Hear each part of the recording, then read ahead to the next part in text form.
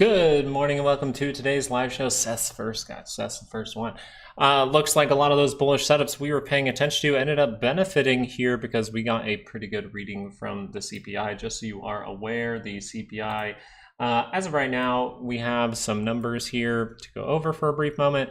Core inflation rate month over month coming in at 0.2. Really looked like that was going to possibly come down with the consensus there. 0.3 the previous, people liking that. 3.2 for the year-over-year core inflation there, 3.3, 3.3 across the board, so good reading there. Inflation rate month over month actually going to 0.4, so that is something to be aware of, and inflation rate year-over-year going up to 2.9. So there are some things to be aware of, but people are going to read into the CPI the hardest, and it seems like that's what's going on at this moment. So we do have some stuff to pay attention to. We're seeing a lot of these moves start to go up towards what daily expected moves, weekly expected moves, which means we might have to react at some point this morning. Notice that the dollar is dropping, and finally confirming some type of signal here saying, hey, we could keep going to the upside now. People are starting to move out of cash, which is something we were looking for. The 10-year yield starting to drop. We just said yesterday, for a brief moment, we just pulled up the yield for just a second on the video last night. We were just like, right when everyone's scared, the yield has been going higher and higher and higher for a long time. But right when they're actually scared of it is when it's probably about to drop down. And that's what we were talking about. And that's why we were paying such close attention to the CPI and the housing sector actually giving us some hints down here. So we'll have to pay attention. Notice the good gap up on that for the housing sector. Very, very nice. And then we also noticed a bunch of trade setups. And some of my favorites, you guys know, some of my favorites are Amazon. Amazon is something that I'm really paying attention to at this moment. It is fantastic looking. And still this week, if we end up hitting a weekly expected move, what do you think I'm going to end up doing with Amazon? Well, I might be looking for some kind of brief pullback and then getting back into positions for a longer period of time.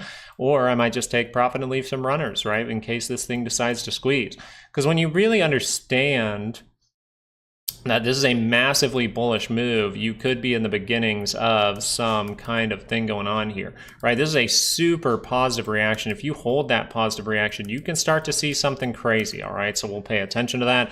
But great move to start off the day. Hope you guys are benefiting from it in some way. We were paying attention to the fact that this looked like there were some fishy things going on throughout these type of moves. We had stocks holding up better. We had signals from even stocks like Apple going down to a monthly and a weekly expected move, seeing some upside there. What was the other play that looked good? I believe it was Microsoft actually was the one that we were paying attention to, and that actually confirmed the divergence yesterday. So very, very nice here from Amazon. And then we have to see if this 2-hour can confirm, but that would say that, from Microsoft, this would say that Microsoft does have the opportunity to possibly catch that daily trend. Now, one thing I want you to be aware of is the data doesn't stop here. The data does not stop here. Tomorrow we will get retail sales month per month, the previous being 0.7, supposed to come down to 0.6 and 0.5. That would show a little bit of weakness in retail sales. So sometimes people read into that as weakening in economy. We'll see what happens with that going forward. But since inflation's on everyone's mind, maybe they don't necessarily want to see that strong of a retail sales. We'll have to see how people react with that one. I think that could go either way. It just depends on what people decide to do with their money after seeing that info. And then on Friday, we do get the building permits and the housing start. So we'll see what happens with that. But I think tomorrow, more around retail sales, people would read into that a little bit more. So just keeping that in mind, we're paying attention to a lot. We look like we're pretty spot on here. It looks nice. Took the Amazon and it's looking good. That's right, Richard. I mean, you can't really complain about Amazon, right? We still have our plan, right? Make sure you're not forgetting. Don't get excited just because things are up right now in the pre-market, right? Have our plan in case something goes wrong. Have our plan in case they want to retest something. And that's something I wanted to talk about in the SPY for a brief moment. The SPY, if we go over to the SPY, we have a very obvious breakout level now. Very, very obvious. So if this, for whatever reason, needs to go down to retest, that is where I would seriously be paying attention if I didn't catch this kind of move. This could just take off, but if it gives you the opportunity and curls back up, gives some opportunity and curls back up, that can be a good thing. This is where I suspect if we are going to retest something, I believe it would be that area, but you are gapping up into this area here. So very very interesting behavior so far.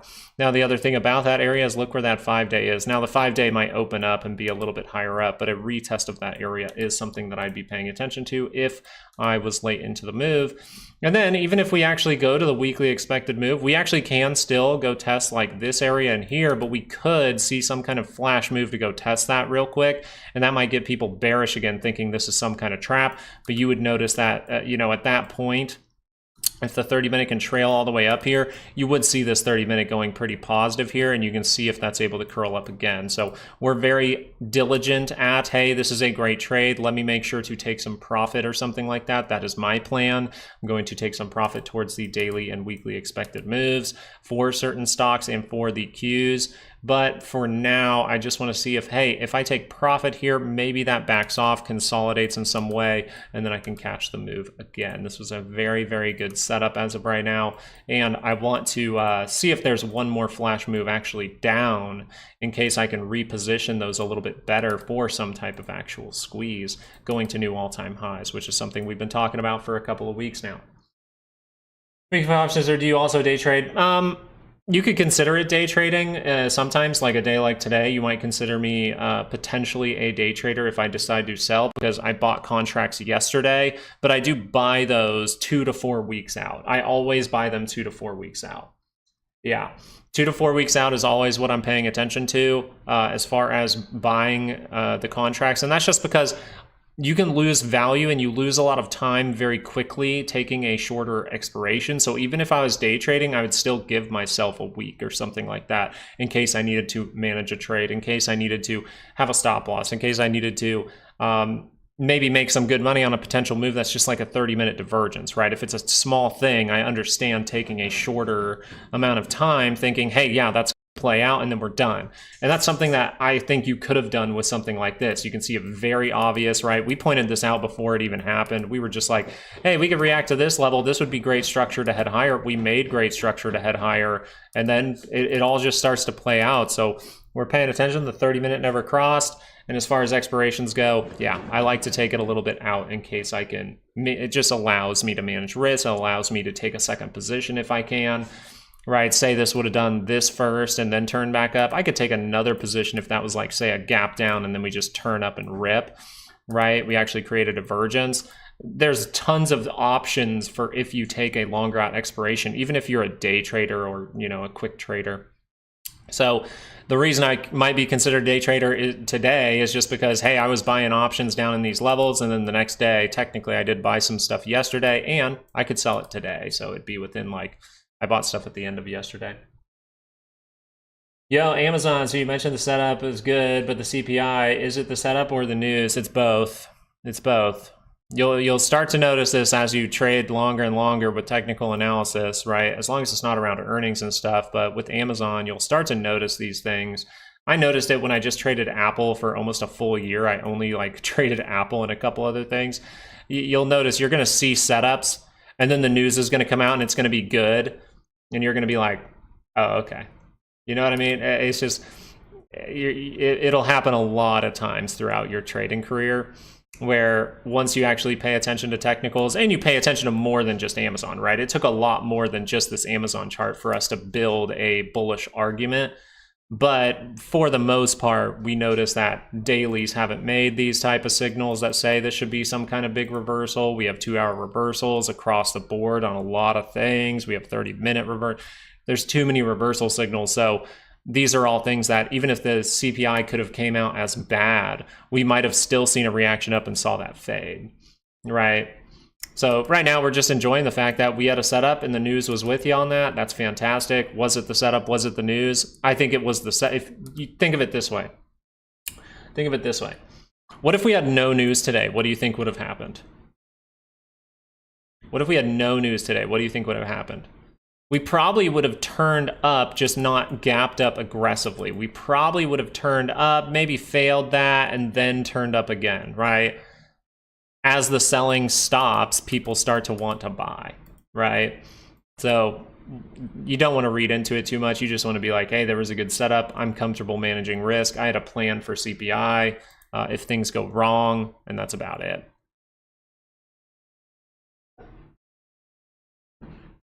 it's just we didn't know 100% either, Reese. It's like we didn't know 100% that this was coming today, but we had a lot of things that were leading us towards the bull side, right? We had a lot of structure that was built. We had a lot of divergences that happened down here at the lows. We had a lot of things going on with Apple touching some key levels. We had Tesla that was holding up all right. We had Amazon showing big reversals. We had Nvidia that really was holding up all right and giving you that possible bottoming here for the 30-minute with rejection divergences.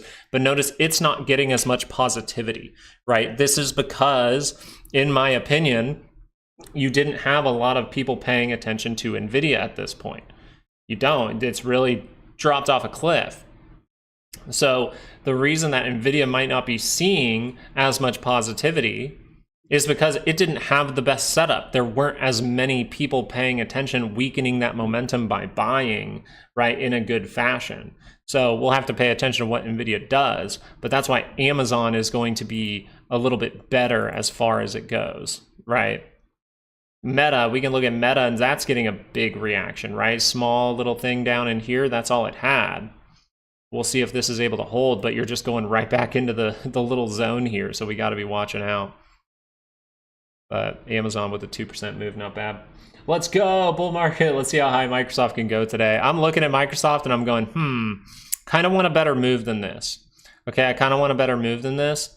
I'd be paying attention to weekly expected moves, but I'd really be watching this zone, just making sure everything's good throughout the week. But, I mean, at the end of the day, this is a great reaction, and that's all you can say. I mean, what does it remind you of? It reminds me of this, right? It almost reminds me of that, right? We made some kind of structure. We drop below the structure, and then we gap up with a 30-minute and some good basing. Here, it's a different kind of base, but we were trying to get tight, just more volatile for sure. But then we break through that, and then we create a good base, and then we go up. So I'm wondering if this will just keep scaling up over time here. A lot of people very bearish for the most part.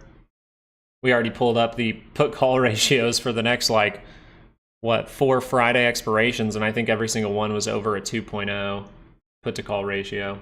So thank you so much, Short Fridays, for the $5. Really appreciate it. Put your money where your mouth is. Haven't sold a penny of my 534 QQQ shorts. Well, you probably have a longer out expiration, right?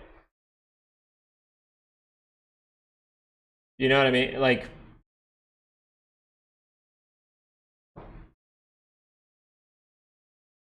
I just think if you have longer out expiration, this might be just a blip to you in a certain way. Wolf up 12% in pre-market. We'll see. It gets little 12% pops like that. You can catch little moves like that, though, like little trades. I don't know if it's very good for options. The options for Wolf move very strangely, where like the stock goes up 10%, but your month out option goes down by a few pennies or something, and that can affect things. So we'll see. What I'm interested in is GameStop and stuff like that. GameStop, very interesting for sure. Remember 28.35. We did lose that yesterday. And one thing I would say for GameStop is it's going to take a lot of work for this 30 minutes to head in the upward direction. So still, I'm looking for a base from GameStop. I don't think the work is fully done here. We'll see if it can V-shape. That'd be impressive. But I don't know that the work's done here. You have a really deep 30-minute. AMC, same situation. You have a really deep 30-minute, and you have some stuff going on the RSI, but just look where that MACD is. You at least got to show me a higher low. You at least got to show me some kind of base here, and that's why I'm still paying attention to 292 for AMC. Signal not confirmed yet, but plan was to scale in from 323. No options, probably. Yeah, okay, so Reese is saying no options. See, that's fine, and that's what you like. It's like, if I was looking at AMC, and this is dropping down, I'm trying to be patient with it and look for a base before I buy some more stock, but I'm just really being patient with it. But if you really look at this, it's like, if you really like the company and you understand what's going on right now, you might be like, hey, that's just a blessing, honestly. It's like, that's a blessing. What daily moves are we looking at? We're looking at the daily moves for the SPY and the Qs. So I'm mainly going to see how the SPY is closer, I believe, than the Qs at this moment, just a little bit. So that means that the SPY actually could go a little bit higher than this if the Qs want to get to their daily expected move, which means the SPY might end up at its weekly and the Qs might touch the daily, and then that's where I'm looking for resistance. 2 minutes to the bell. On the memes, they know the 13F2 rule is coming, expired 2/14, and Trump admin will shine a spotlight on it. I think memes will run by that date. It's possible, it's possible. I'm not trying to read into it too much, but it's good to be aware of those type of things. What I would more so say is, do we see a big setup before Trump takes office for AMC and GME? That might be the thing to look for. AMD, yeah, we can go look at AMD real quick. AMD, weirdly enough, not bad, like not the worst, really just flagging out though. That's the problem. That's a big problem right now for AMD because you have this 2 hour that came down. You're technically holding the divergence point right over here if you count this as some kind of blip, right? Probably more significant on a 4 hour, right? The 4 hour turns up, I think you're back to trying to get to this zone. So I think that's going to be a big deal. We'll see what happens with it. Oh, and you shorted the VIX short Fridays. That's so dope. Thank you so much for the $10 short Fridays. We'll go over the VIX in a moment, but this is what I'd be looking for. I think this is the most obvious signal, right? I don't look at 4 hours too often. I like my 2 hours. I like my 30 minutes. But if the 2 hours wonky and I want a more clear viewpoint of what I am going to be looking at, right? I want it to be clear. That's a big part of my trading. I'm like, I want it to be clear what's happening here. I don't want myself to get confused at all. I know future Luke, and when he gets confused, sometimes he doesn't make good decisions. So sometimes I go, hey, let me just do this for future Luke real quick and just say, hey, if that 4 hour confirms up, hey, you potentially have some kind of move to the upside, and maybe you go to a monthly expected move for something like AMD.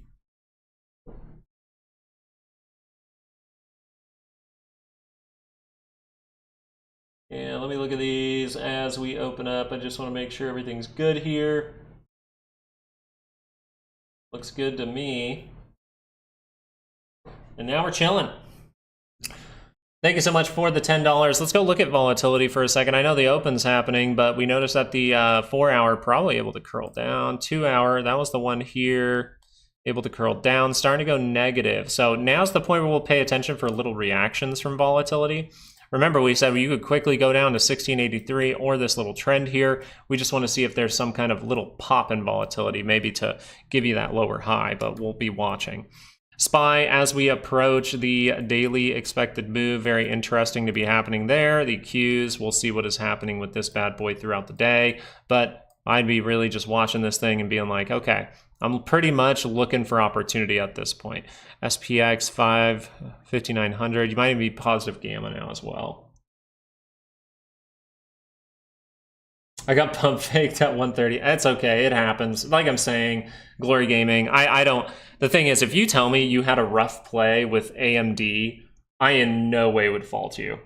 I think AMD is the one that has a lot of tricks in it. Amazon looking good. I trust fibs, not people. Hey, that's Greg. I'm kind of there for it, right? I don't really bounce things off of others too much, right? I don't ask someone else to help me take a trade, right? I don't like to do that. I follow numbers, I follow signals, I follow that.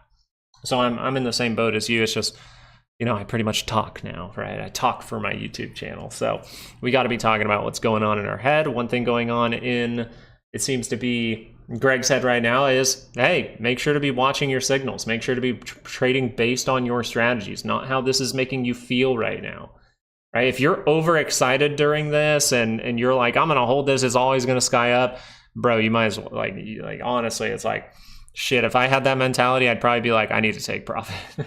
Because the VIX is down by almost 10%. So if you're not ready for this thing to pull back in any way, you don't have a plan for that, it can be a little bit rough.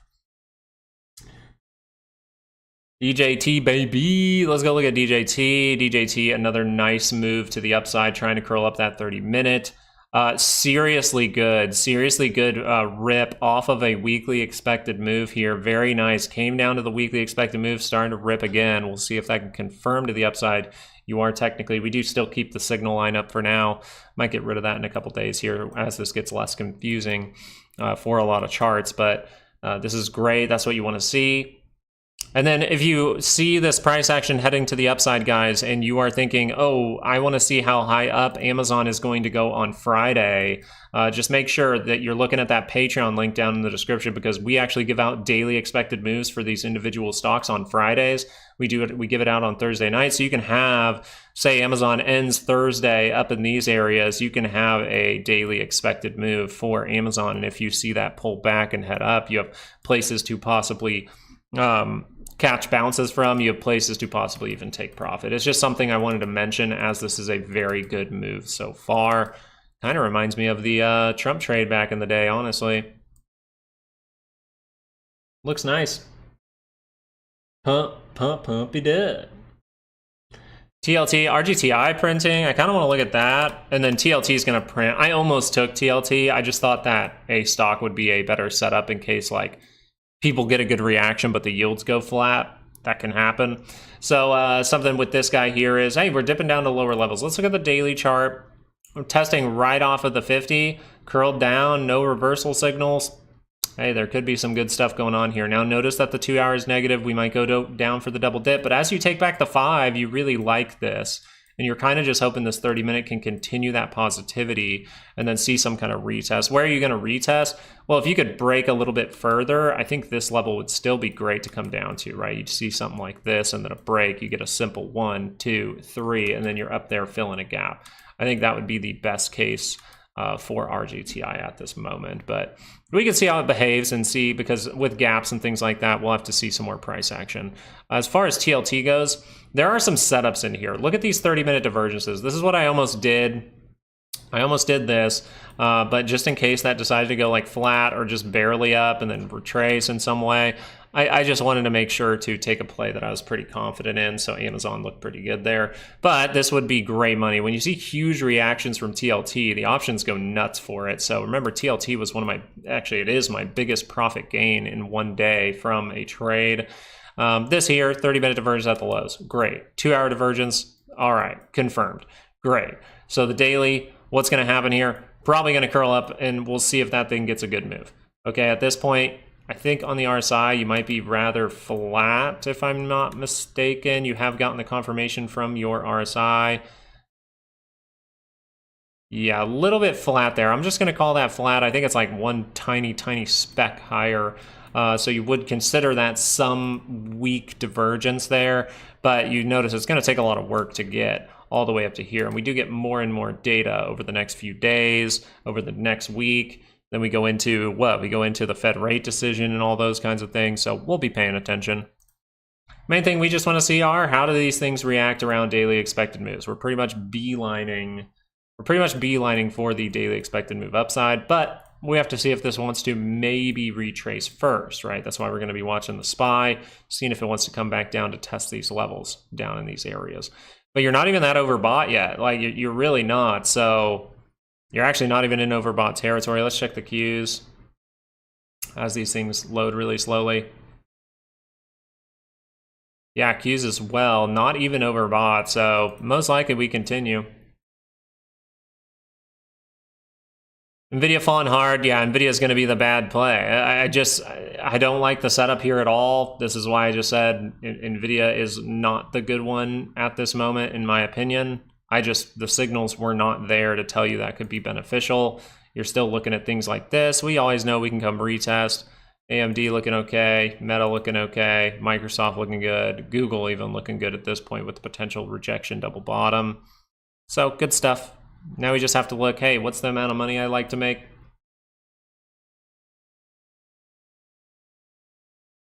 It happens all the time.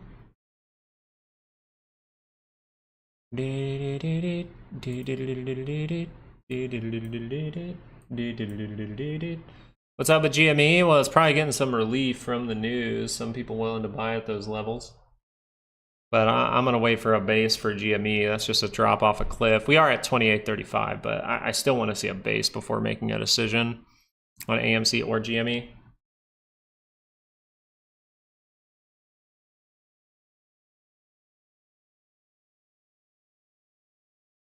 Market indecisive. What about this is indecisive to you this morning? I don't think that's indecisive. This is probably day traders getting real happy and being like, oh, I can take profit right away. I thought about doing the same thing. Tell me right now that if you took a bullish trade down here and it was up here this morning and you're seeing all that green, you're not thinking, ooh, maybe I want to take profit. That daily expected move is there. How many day traders see this kind of move? How many people took a play yesterday for CPI and saw this go way up here and go, okay, I'm going to take profit now? Probably a lot. If you're thinking this is no direction at this point, then I don't know what to tell you. I don't know what to tell you at this point. At this point, the direction's up. Exactly, Rother. See, you see the mentality right away. I'm like, if I took a big play on CPI, I was real nervous about it. I was like, oh God, what's that CPI print? I woke up at 6:30 a.m. and I'm just sitting there going, God, I'm waiting an hour to get that news, waiting an hour to get that news. And then it ends up to be good and my trade gains a ton of value right away. What am I thinking right away in the morning? You know, it's just interesting to me. Interesting to me that if someone would say, like, I cannot believe someone just said, oh, the market's so indecisive. This is the most bullish indecisive market I've ever seen right there. Or not market, but this is the most bullish indecisive move I've ever seen. Not to call you out, I'm just like, you gotta understand, this is decisive AF. This is rich people wanting this thing to go. This is people doing big orders to push it higher so that when it opens up, you can't react yet. That happens all the time. All the time. It gaps down, you're like, oh, now I can't short during the crossover, during this downward move. I can't short that. And then it starts to bounce and I go, oh, maybe it's gonna recover, and then it fails again. Like, so the opportunity was here, but the point of this is to make it so you can't short the first move. And then this is all probably just to convince you that everything has to crash down. And then what ends up happening, we gap up and you can't react during all of this. And then you can't react during all of this, right? There's a reason that happened. And that's what we were talking about with GME. There's a reason that this all mostly happened during the day. They want you to see it.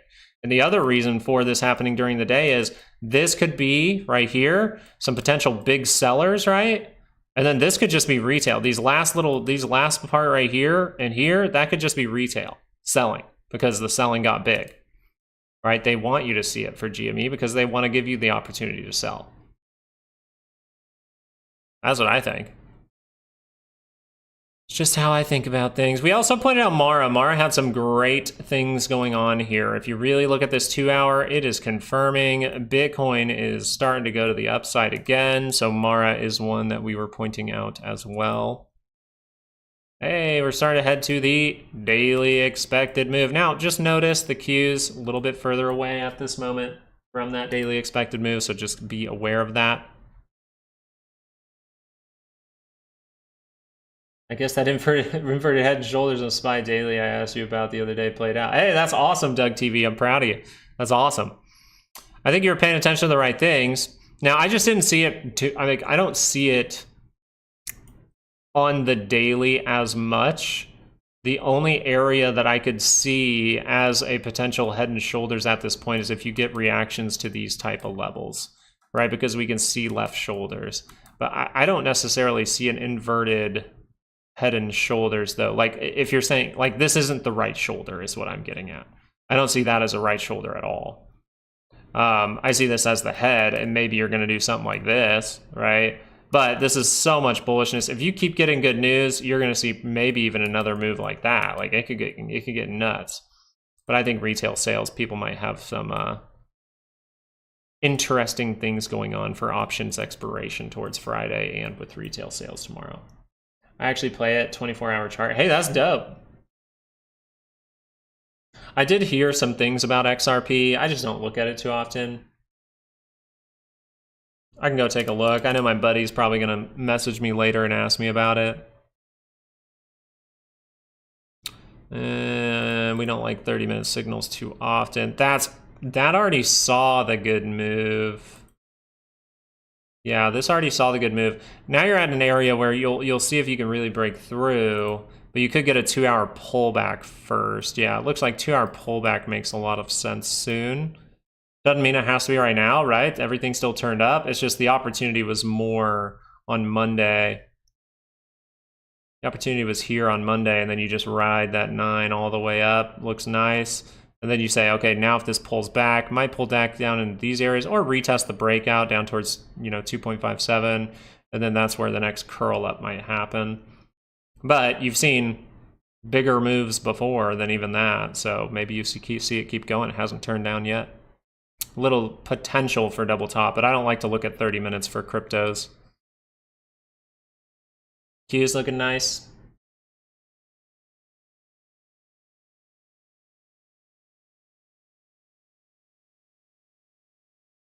Yeah, Dave, and I think that's something to point out. It's like if we're paying attention to the signals correctly, then looking back on it, isn't it super obvious? Like if we really look back on this, like we're going to look back on this in a few days, maybe during the Saturday video, and we're going to be like, man, that was obvious. Now what we have to do is we have to be paying attention to, we need to make money out of the move, right? You got to be making money out of these type of moves, right? So where am I going to make my money? What's my plan? How risky do I want to get? Do I want to make sure to make money and I just sell once that red line gets tagged? Or do I want to make a little bit more and see that? Do I want to make some money and make sure I'm breaking even here, selling out of everything, keeping maybe half the contracts, and then see if I catch this move to here, and then I can make even better money, a little bit safer?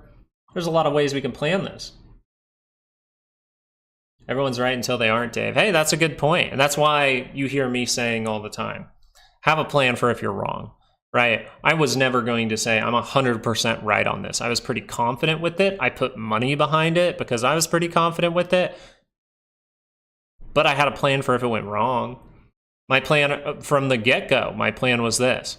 Don't use a massive position size. If this is going to see a big move with the implied volatility, then you can make plenty of money and you don't have to risk a ton of it. And now, let's see. Now we are up 182% and chilling. Because it still looks good. Is oil still bullish? Well, once those yields actually are done fighting them, we'll see. The 2-hour here looks like another trend move higher is coming for oil. That's what it looks like to me, man. I don't really see... Why'd I sound like the guy from that 70s show again? Doesn't look like that to me, man. But yeah, if this 2-hour curls up, then oil can go again. What does that mean for USO? Well, we just look at a 30-minute and say, all right, well, that looks like it can make another move past our line, right? Our nice little resistance line there, 82.90. We can get a move up through that. I'd be watching out for reversal, though, from that.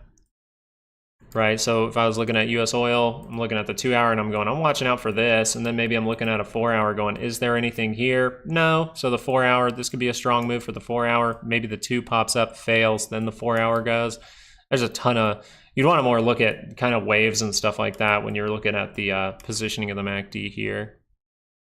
Just like, hey, the 4-hour can make its new move, but does the 2-hour do this, fail, then the 4-hour curls up and makes that move, then it all comes tumbling down. It can still be bullish for a long time with this type of look.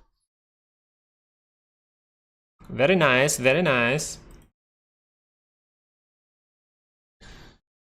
I don't know, part of me just wants to like be done with this for today. I might just be done with it and see if I get a little pullback moment. I'm gonna sell some.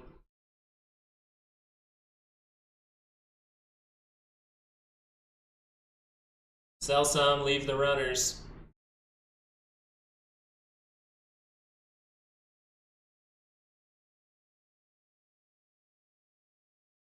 Sick. All right, came out on top with about 195% there. That's nice. We like it.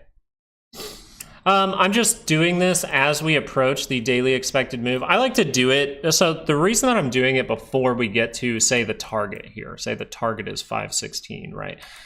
The reason I'm doing it before is so that I'm just giving myself time. The money is very good because it happened on a gap. So I'm just doing it before anything. That way, I can be very calm for the next few minutes. I don't have to sit there and look at this and be like, oh my gosh, I have to sell it. I can just be very calm with it. I can take some profit, leave some runners or something like that on Amazon, right, in case that goes to the upside.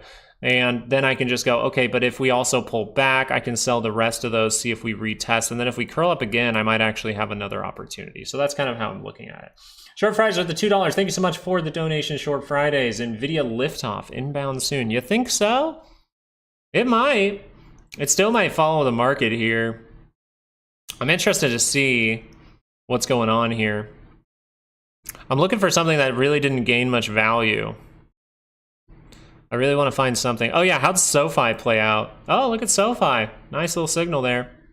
Not able to break through fully here, so you might be at risk of filling a gap here because you didn't really break through.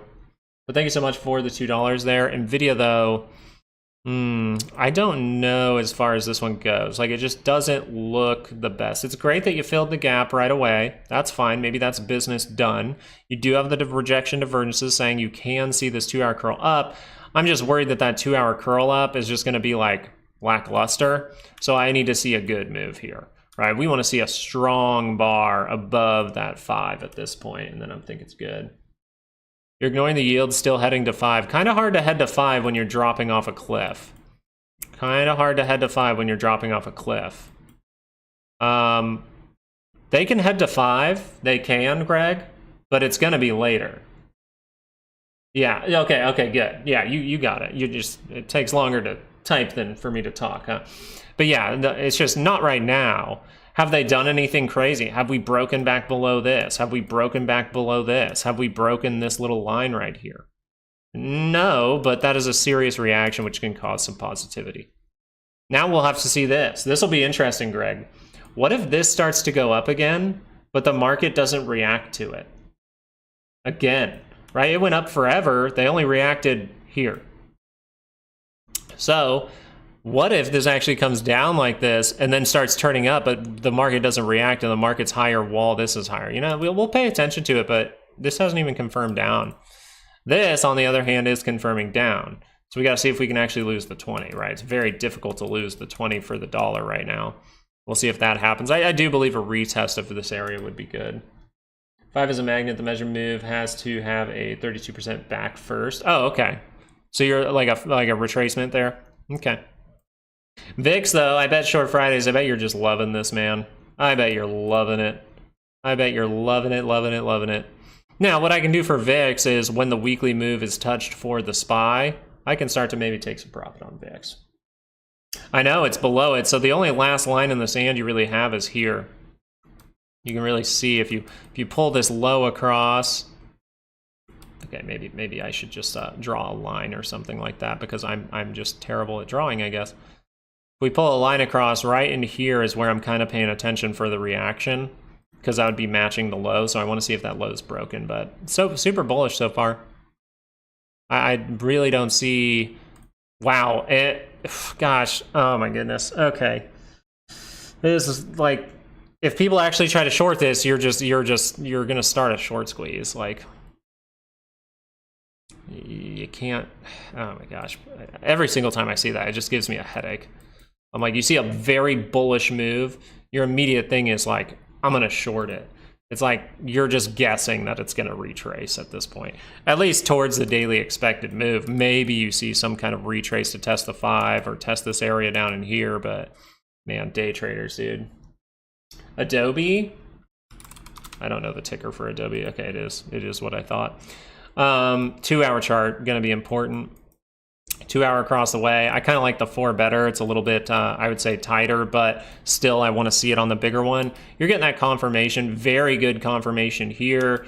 You could probably see little retraces and things like that, right? Retests in some way, but you are gapping pretty well here. So then you look at dailies and you go, okay, that daily has a good shot to turn up. So this could mean you're reacting to fill some gaps up in here. I would say these levels look pretty juicy.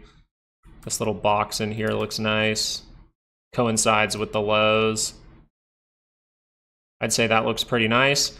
It might take time to get there, right? You might have some intraday little pullbacks and stuff. But it says, hey, over the next few weeks, you could probably end up towards like 440 to 450.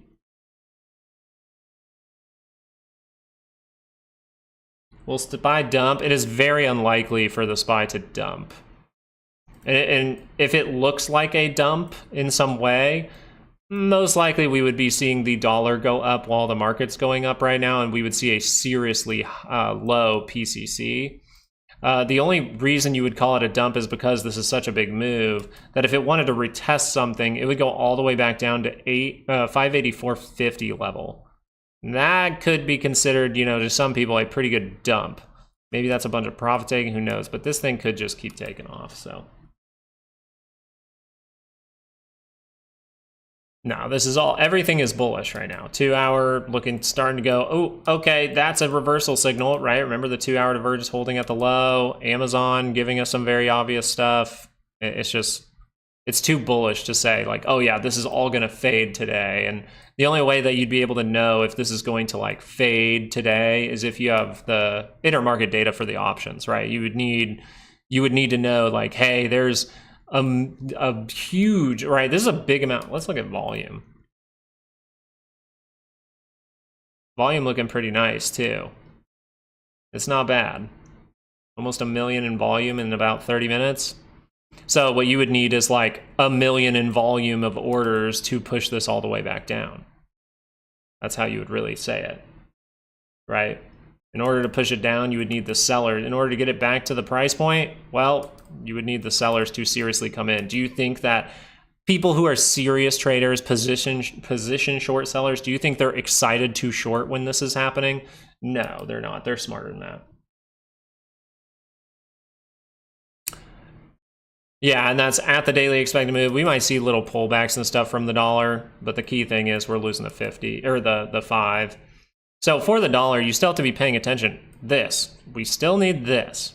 This is important, right? If retail sales comes in hot too, don't misjudge. Greg's out there still pointing out that we're gravitating towards 5%.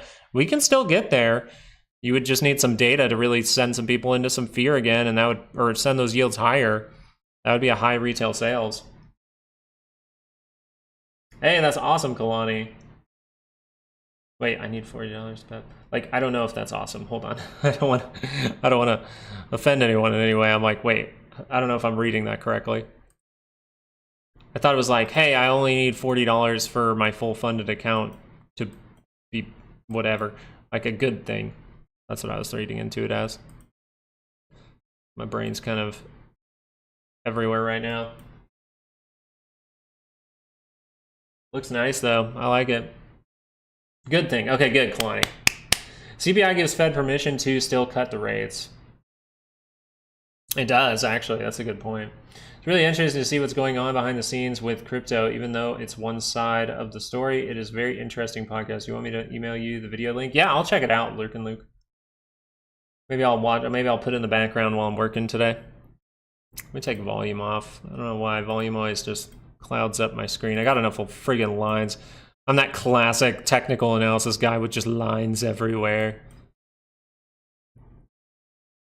I tried to delete some zones, but then it lags out and reloads everything. I'm just like, I hit save and it just reloads everything again. So I'm like, I guess I'm always going to have this zone down here forever. Which it ended up being a good thing. Look at our zone. Tag. Boom. Big move. We'll see. What's probably the important thing we should be watching this week? Probably this. Can you break through in some way? Let's not add another line though. We see obviously we need to get above this level. Qs still haven't gotten there yet. So we'll watch the Qs. The SPY's at it, so we'll see if the Qs can get there. Take a look at BABA. Yeah, we can look at BABA real quick. What was they get their GDP today.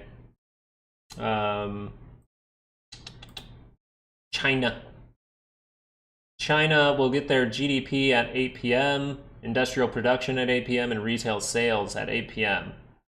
Central Time. So tonight. Just so you're aware.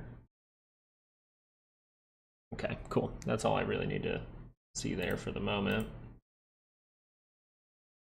For BABA. Good. Actually, this is pretty good. You're reacting to here. You get that to consolidate. Now you break through. You would hope for a little bit better reaction, I think.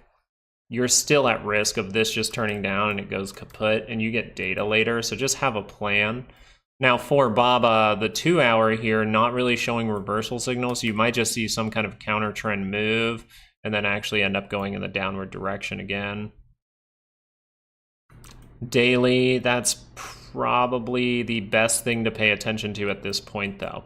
So if you're going to see further positivity, this is what you're paying attention to. You're going to see that daily cross up, and that would say like, hey, over the next month, we could be at higher prices.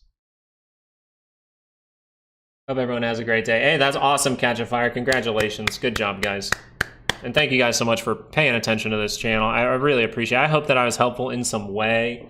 But at the end of the day, you're the one pushing the buttons. So it's you making the money. It's you making the decision. So give yourself all that credit there. And we're just going to clap for you. How about that? That's awesome, Catch a Fire. Super awesome. And then you say, has a green day with a red heart. I'm confused. But want to add more? TLT for the time being, be aware that you get data tomorrow again. You get retail sales tomorrow. And retail sales has been hot. Retail sales has been hot, guys. But that doesn't mean it has to be hot. Consensus and forecast are 0.5 and 0.6.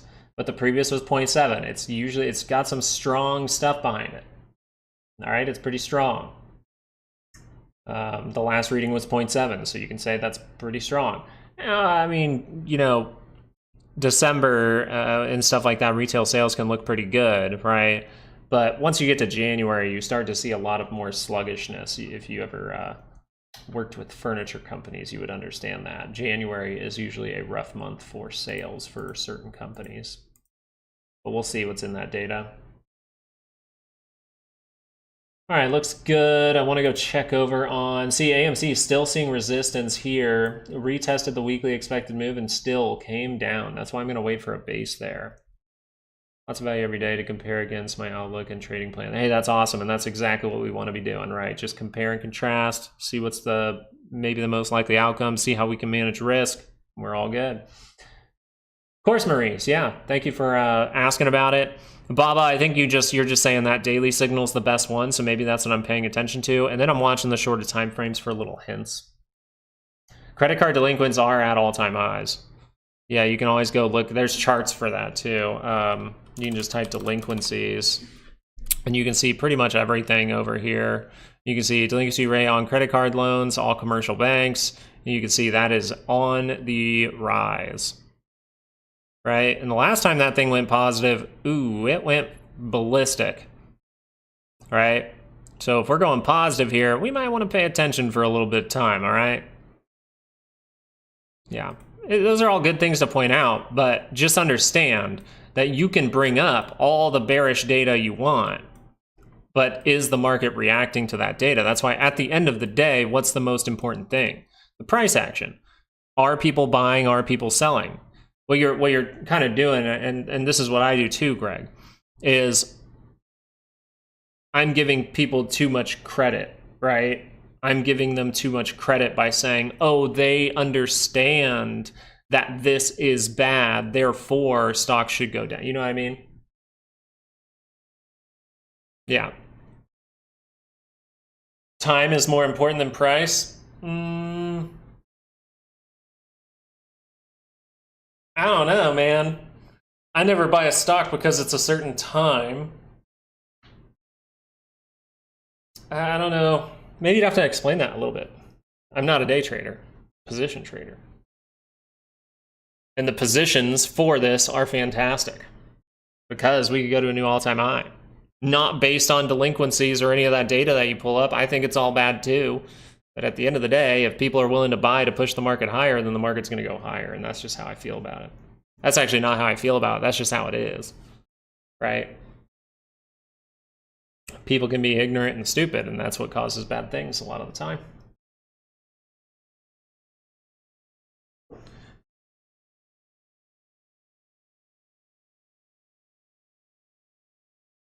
Yeah, it's called momentum. Goonie. Type position did I take? I have a month out play for Amazon, still holding on to that, and I had a position with the Qs that I was going to sell as we approach the daily expected move if we got a big reaction. So the same type of play I did over here, I'm doing right here, except I'm selling completely out of the Qs because this was a pretty damn big reaction. So now I just have Amazon to keep my eye on. Yep. Now, if Amazon projects higher, I might end up taking profit looking for a pullback. If it goes like another, I think like 5 points. For the Qs, because I knew I was taking a shorter term play, still took right in here. Oh wait, no, I took the 522 strike, so I didn't have to risk a bunch of money. I was like, I'm pretty sure it looks good. Amazon, we're a little tighter on that. That's good for that one, but this was just like a 2-week play to 522. And I was like, I'm willing to sell that the next day if I get a big reaction. I see 2% in a day. I'm like, all right, cool. Gained a bunch of value.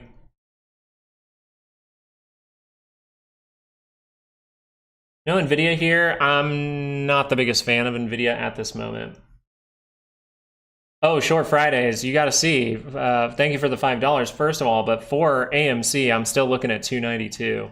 I think 292 is where I'm looking. I literally have AMC up on my other screen to see if it flashes down to 292. I'm gonna grab some maybe at that point. That would be a gap fill and the monthly expected move. We showed that off in last night's video if you guys need to go back and look at that. 150. Richard like 150. Hey, thank you for saying that though, Crypto Lightning. Crypto Lightning! Very frightening. I don't know what song I'm thinking of. What is it? Yeah. Oh, it's from Wayne's World. There's a man in the back. And whatever, la la la. You know what I'm talking about? Ballroom Blitz. 236 for AMC, the moon. I'm just saying, like, I don't know if it's a coincidence or what. Probably is a coincidence, but right here, the bottom of this is the close was 291. Your monthly expected move, 292. Yeah, we're just telling you, you guys show up to the live video, you guys are liking, right? We have 263 likes right now, right? So I'm going to tell you guys the monthly expected move for AMC. No, it's okay. If you don't want to like, you don't have to, right? But if you do want to, I'd appreciate it. 292 though is monthly expected move and pretty much a gap fill. So that's why I'm paying attention right here. And remember yesterday or 2 days ago, actually I guess it was yesterday in the morning, we were like, yeah, they really ramped up the short sale volume. So someone's pushing this thing down.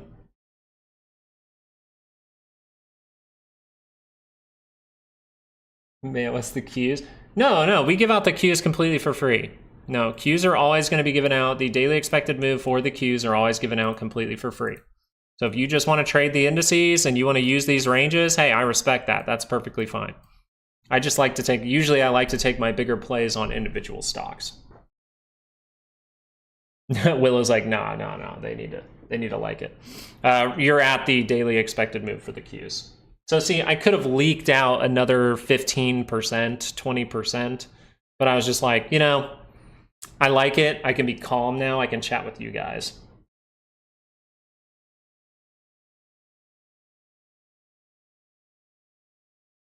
AMC can go out of business. No, I don't see that at all at this point, Short Fridays. The box office is doing too good. It doesn't make sense for them to go out of business now. Is there a chance that they go out of business in 5 years? Potentially. They have debt, right?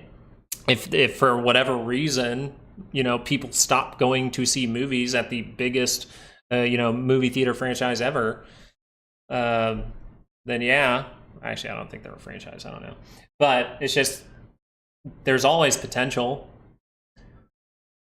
There's potential Nvidia goes bankrupt at some point. It's like, it's the same thing. It's just how long is the time? Well, it would probably take a long time for Nvidia to go bankrupt. It would take a shorter period of time for AMC to go bankrupt. And that would be, they would probably need a bad 5 years. I don't want to get into calls right now. Well, that makes sense. I'm glad you have that attitude as you're hitting a daily expected move or the Qs and the SPY reaching up towards the weekly expected move. Now, this means it could blow through that, but being a good trader means making good decisions most of the time. Like, that's all it is.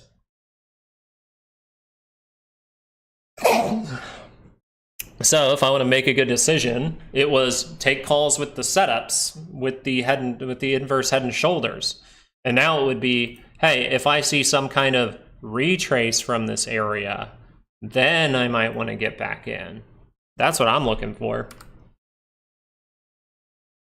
And I got to check on Amazon on my other screen real quick. 222, kind of just staying stagnant there. I look at Amazon at 222 as the SPY's hitting a daily and the weekly is possibly going to get tagged. I'm just like, I want to make sure this position stays good, or I can reload into more. I probably will push the Q's profits back into Amazon again if this dips down.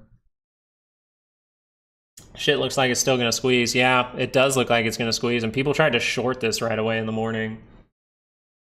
Oh, thank you for blessing me, Polar Bear. Kenny's credit cards max, 65 billion securities sold, not yet purchased. Damn. Took Apple January 17th. That's 3 days. 250 call for 4 cents when it was at the bottom, and it's moved so much, but the option hasn't moved at all. That's because you are too far out of the money. You're way too far out of the money. So if you're going to do that, if you're going to take something out of the money, I don't know how much money you have, but if I'm going to take 250, you guys know I was taking 250 on this play, actually. If you guys remember, you remember we saying the other day, I was taking 250 down here. And then I ended up managing that and throwing it back into Amazon in a little Q's play instead. Just because I didn't like Apple as much for some reason. I was just going, Amazon just looks better. Why am I going to make 2 plays? Let me just put it all in one area. That way it's a little simpler for me. That's kind of how I was thinking about it.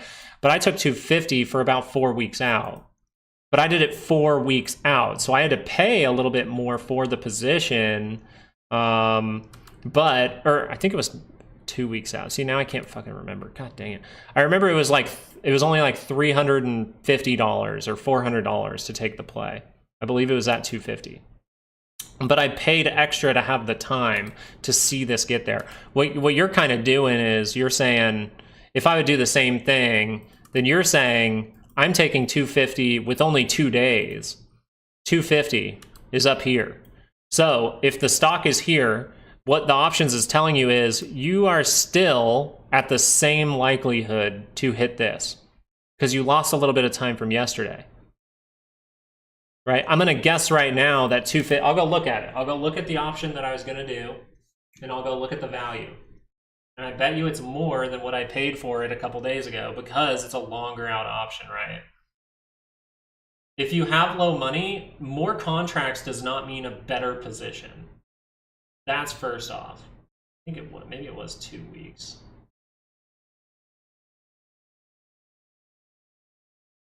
The 2 weeks. Let's do 3 weeks here. I think it was here. See, 142. That hasn't gained too much value either, but it has gained some. Oh, wait, no. 237. Yeah, it's definitely gained value. So mine has gained value. So this is a big thing. More contracts and really cheap pricing are very much so YOLO plays once you get into the pennies of it. Right? The only one that I'm doing that with on option plays is like AMC and GME in some way, right? Because they see sporadic moves. You're talking about Apple. Apple's probably going to have to build up over time, which means if just this ABC move happens, what's the likelihood you're getting to 250 this week? Well, it would more so look at maybe next week. That's why I said if I was playing Apple, I'd be looking for maybe a weekly move to get tagged, take profit, see that come down. Or actually, no, I said look for that weekly to get tagged, and then maybe take profit, leave runners, and then watch that go up to the next week weekly expected move. And that's where I would sell all my contracts. But that's going to take weeks, and it doesn't have to play out how I think it has to, right? It's going to do whatever it wants to do based on if people buy or sell. So to try to say that just means the options is saying you have the same amount of chance to pretty much get here, and not other people don't see it getting here, so the value of that is not going up. The demand for that option is not going up. That's the best way you can really think about it in this scenario is, did this move cause a bunch of people to want to go grab 250 for this Friday? No, but I bet if you look next week, I bet if you look in 2 weeks, and I just looked in 4 weeks, and I just gained a whole, if I had it, I would have gained a whole $1 per contract. The only problem was I didn't have too many contracts, right? I was keeping it low.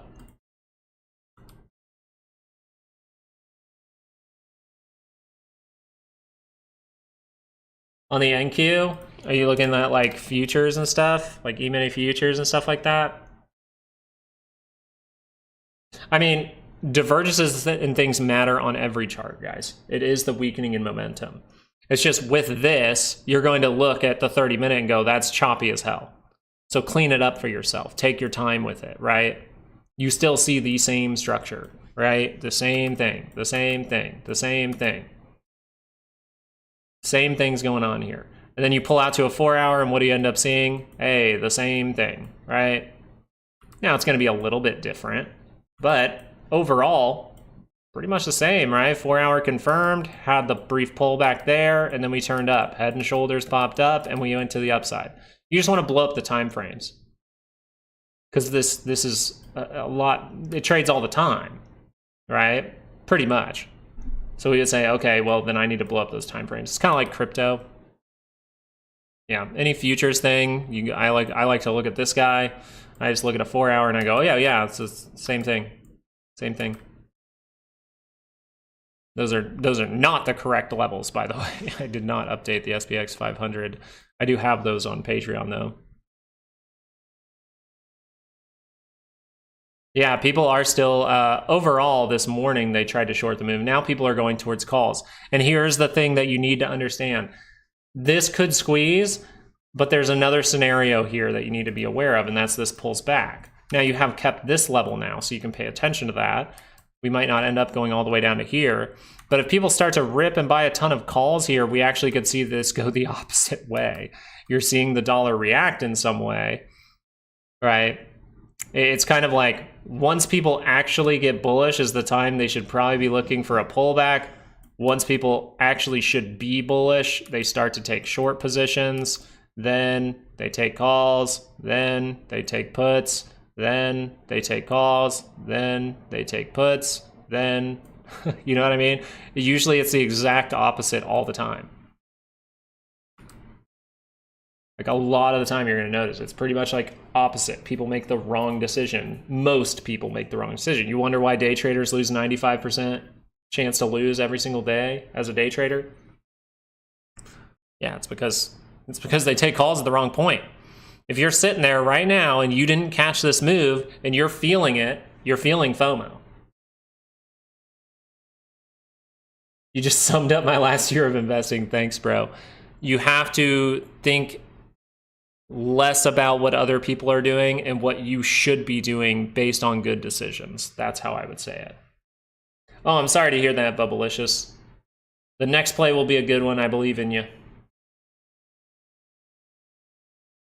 But we know that because volatility was higher, we know because we looked through the data for options using the max pain, we looked through the next few weeks and we said, people are very, very bearish, betting very bearish things as we're making strong bases. If we get good data, this can rip, especially because the PPI didn't get the most price action, but it gave you great structure, and then that carried into more volatility for today, and you're seeing a big reaction. So developer, that's kind of what I'm doing at this point. I've sold my position that I wanted to get rid of pretty quickly.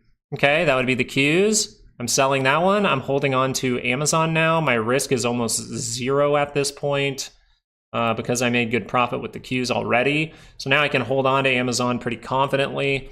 If I start to see things wrong, that would be the 30-minute actually crossing. That's when I would most likely be managing a trade. But I might be able to see this come retest and then break again, and then I could put those profits in, or if I manage, I could take a new position here and just not be hurt by it. Is this the place for Amazon to take profit for me? No, we're not at a weekly expected move yet, and this is a bullish move, so I think we're going to end up getting there. The Qs, this is where you got to have some lines in the sand to say, hey, sell a couple of contracts, sell a couple of contracts, right? And you got to make that plan before the day starts. Hey, I have 10 contracts. Okay, when that gets to a daily move, I'm going to sell 2.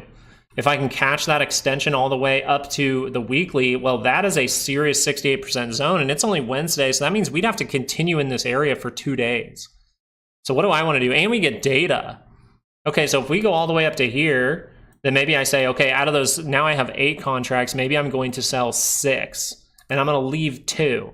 Then if that goes wrong and pulls back, I can sell those 2 still for a profit. And then if that fully pulls back, we get something big pull back, right? We get something bigger to pull down, and then that curls back up. I can say, okay, now we squeeze because we're going to break through this level at the end of the week, right? That's the plan. Did you guys make a plan? Did we make a plan? Oh, the plan. CP lie. I don't know if this one's really lying too much. But yeah, most likely, check the data we get. We see revisions all the time, so I'm in the same boat. It's hard to trust data. Any thoughts with IWM? I think IWM was a big hint of the positivity that could come today. I think IWM was a huge hint. All right, we didn't talk about this too much, but I think this was a huge hint. Okay, because if IWM was really going to break down, getting this retest is insane. Look at the breakout. Look at the retest, and then you're positive, and then you form a little head and shoulders in here. IWM and DIA as well, if you're looking over at DIA, did the same thing, right? We break through the resistance, we go up, we retest that support now, and then we head in the upward direction, you make a little head and shoulders. Again, DIA and IWM were really hinting, hey, there are some, and it's, when I say hinting, it means big players are risking money before a big event in these areas. So what are you very likely to see? Probably some positivity, right? Now the Qs, we still wanted to treat that seriously. It did not look the same, but in a way, still showed you a head and shoulders there. It looks good.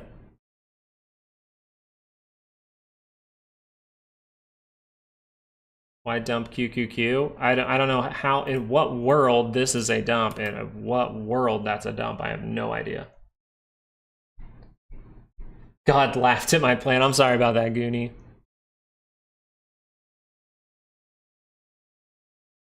And longer term, day trading kicks my butt for what you described. Exactly. Just give yourself that little bit of extension. Pay attention to the right timing of like, hey, do I see reversal signals at a weekly expected move? Take less plays, take good plays, don't take kind of good plays, take good plays, start to really back off and take good plays, Richard, and just wait for your moment and you'll get your moment. And the good thing is, if you were really waiting for your moments, I had one here, awesome. I have one here, awesome. And now I have one here, awesome. I was only taking bullish trades. We didn't necessarily have the good setup for bearish trades. We just had weekly expected moves slightly above this high. We had a weekly expected move directly on this high. So great for taking profit. This is why I like to take profit as we approach the move. I treat it like it could be a zone. So I take profit as we approach the move. And then we get there and I'm like, and people are like, oh, you could have made more money if you just waited. Yeah, what if it decided to turn down right then? What if the resistance is this whole block in here, not just a line on my chart? Right? I like the money, I take it. Yeah, I think you have some time before this thing tops. Now, you do have volatility that's down by 11%, which means we have the chance to see a down day in the SPY in the next 2 trading sessions. What do we get tomorrow? Data. What if we end up going to a weekly expected move today? We back off tomorrow and then we go up on Friday. What if we go down on Friday as well? What if that's just a top and we actually end up going in the other direction? It's all a trick, right? That's why I'm very serious about taking my profits on my plays. Put call ratio for the SPY like today. Oh yeah, what is that for today? For the Qs, it was 1.2. For the SPY, you're looking at 1.26. Call wall at 590. You are above 590, so you could end up seeing resistance in this block up in here at any moment. Unless we just see some kind of gamma squeeze. But people were very bearish going into like Friday. 2.29 for Friday. 600 is the key level for Friday, weirdly enough. All the way up here for the call wall. The only put wall I would be paying attention to is, well, actually you have a put wall at 590 as well, but not very high, 580. 580 and 575. Where's this at? It's right around 580. So a retest of 580 could be good here for the SPY soon. We will see. Remember, stocks don't like to just go straight up. You might get an opportunity at some point. If I was really feeling like this was still bullish, 15-minute looks pretty damn good. That pulls down and curls back up. Good things happen. I ain't day trading. No gracias. For stocks, you can go to Max Pain. Here, I'll kind of shout it out real quick. You type, just type maximumpain.com, pretty much. It's maximum-pain.com. And then you click on the options tab on the top right.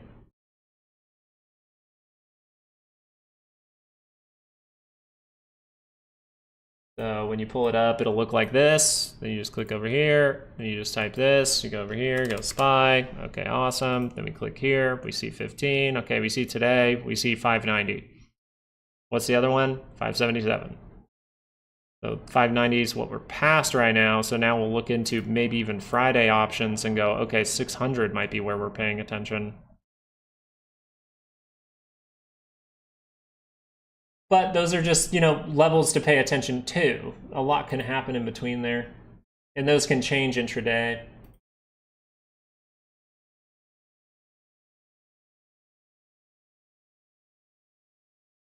Yeah, so that's where, so what you pay attention to is now you know there's a ton of orders for Friday at 600.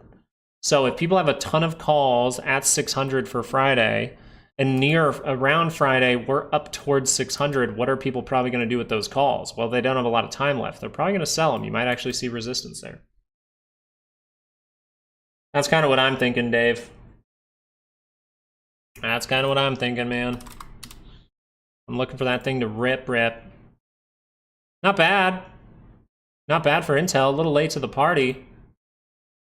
Not bad for Intel. See, this is a late move and the 2 hours crossing. So like Intel is one that could see a better move soon.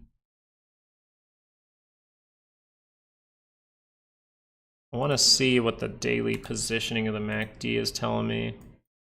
Ooh, rejection divergence. I don't mind that. I actually might look at Intel, because I like that 2 hour cross up, and I have like an hour to research into it a little bit.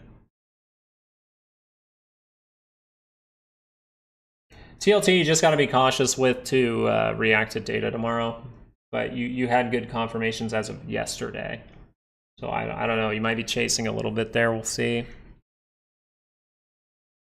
Like, I like this 2 hour curl up. It's not getting the massive gap up or anything like that, right, to take out these type of levels.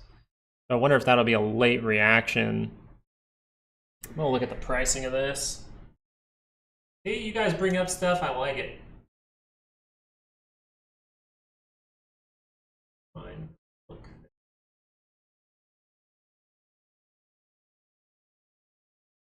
Pretty cheap too.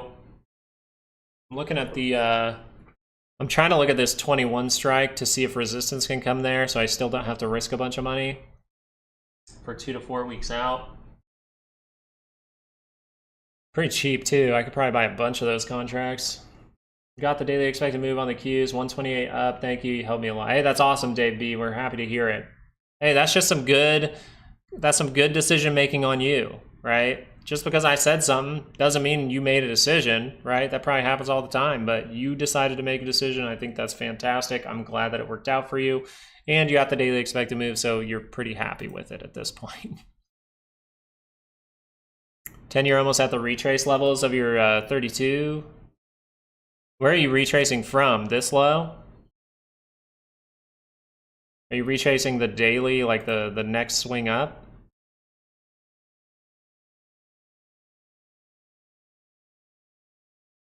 I still would like here better. But we'll see what retail sales does to this.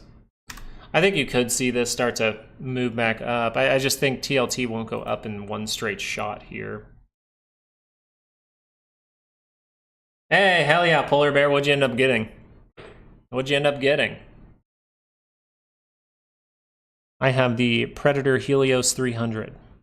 Had it for a couple years. I like it.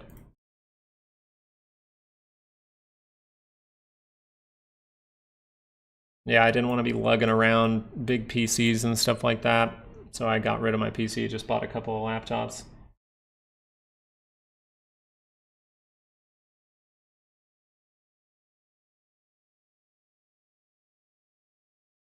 VIX, I wonder if you get some support there on the 300. That's all I'm looking at. Dollar, seeing a little wick up here.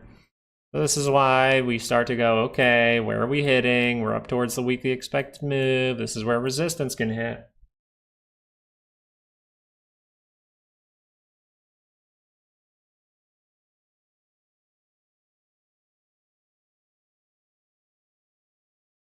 Yeah, Diego, someone was bringing up EIX. We actually looked at that yesterday. I think there was a couple days ago, right? Someone brought this up. This was one that you see the divergence on the 30-minute. It's just straight down, and the 2-hour hasn't made that base yet. But you can see a V-shaped recovery here. I mean, overall, if anything reacted down to the fires, like say bad business move because of the fires, well, you know, apparently the government's just going to pay for all of it. So it's kind of like a bailout in some way. Huge cup and handle on Nvidia 5-minute. But there's nothing on the 2-hour. I'd like to see some kind of strong base, some kind of higher low, some kind of divergence would be nice. But I think with this type of move, if that can hold, you're probably more so leaning towards a higher low if this thing keeps trailing up.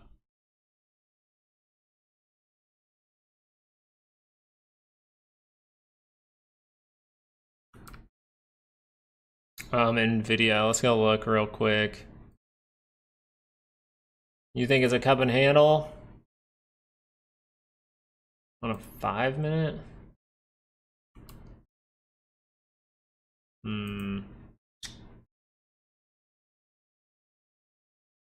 Anoop Joy, thank you so much for subscribing. Appreciate you being here today.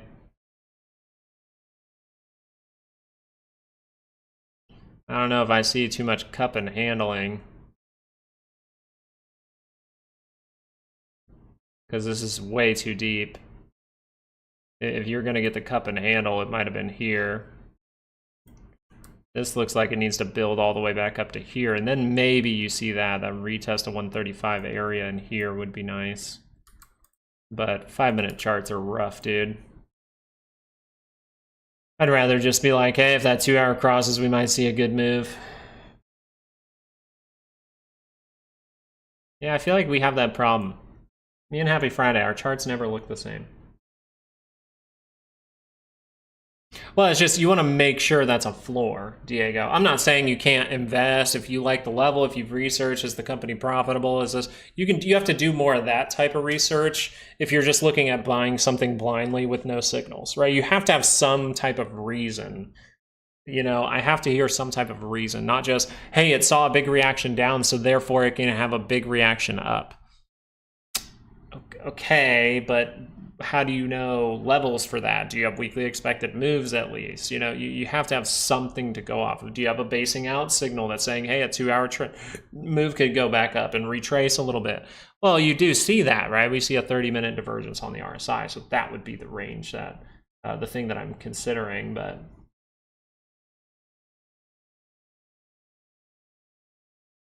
I'm gonna look at Intel again over here, and then I might have to make a range for that though. 30-minute getting to overbought, so maybe I just wait for retest for a moment. 2-hour looks good though. Means the daily confirms up with daily divergence, which means pay attention to the weekly chart in case there's divergence there. You have divergence on the weekly as well. Is Intel about to just like rip? I feel like Intel might have a solid move in it.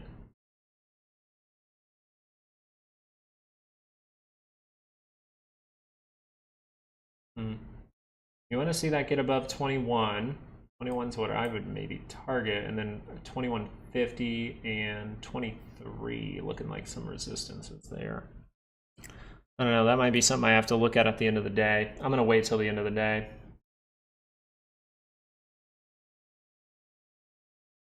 I'm looking at, I literally just pulled up the weekly on Intel, and I'm seeing rejection divergence is definitely possible because you have a daily divergence right now.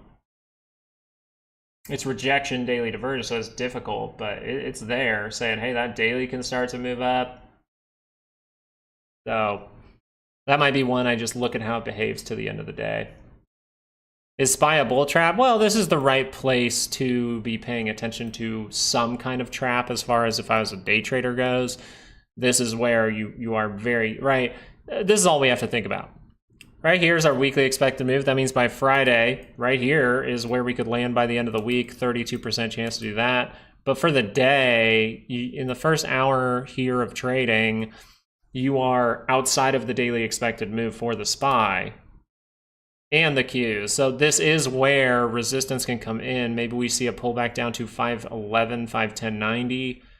If we really wanted to retest the breakdown or breakout area, you'd be more paying attention to maybe like 507. I think the SPY just has better levels for you to watch here, and that would be 584.50 right in here. And that would be reconnecting with the 5 to maybe make the next move up. And here's the thing, if this starts to drop dramatically, right? This is why I took profit in case that would happen, because people could see this move as great and day traders can really push this down. We'll see. But if that does happen, going down dramatically after this big up move could cause some bearishness to come in. People could put more short positions and not realize this might just be a retest to head in the upward direction again. So still waiting and seeing. Being bought out by AVGO. AVGO, we actually have ranges for. 2 hour did curl up for the potential here to see an upside move again. Daily scale's really what we're watching. Doesn't look bad though. I wonder what's going on with that bad boy. That's a confirmation though. But see, this confirmation is huge. So even if I was like taking a 2 hour play here, I'd still be like, okay, I'm waiting for some kind of pullback, at least something. Like a 15, a 30, some kind of pullback. Lower high? Could be. You'd have to lose a lot. I just think that doing this is super unlikely. Doing this is super unlikely. You're gonna have to see people. You're gonna have to see price hold by the end of the day down here, and then you're gonna have to see bad retail sales immediately if you want it to be quick. I think you might be correct in saying like, hey, this could potentially be a lower high, but you're probably going to more so see a bigger trap to the upside than at this point. There's too many people still probably bearish with this move, still holding longer out options on the bear side, and retail's really bad about, you know, managing risk with a gap. I took your course last year. Hey, that's awesome. Hey, that's awesome, HQ. I'm glad you found it helpful. That's awesome. I'm unvalued? Wait. Usually when people are like, you're valued. Oh, you're great. Okay, good. Thanks, HQ. I really appreciate that. Thank you. I'm glad it was helpful to you. It's like, you are not, he was like, you are not valuable. You're great. Wait, what? Yeah, they're undervalued. It's fine.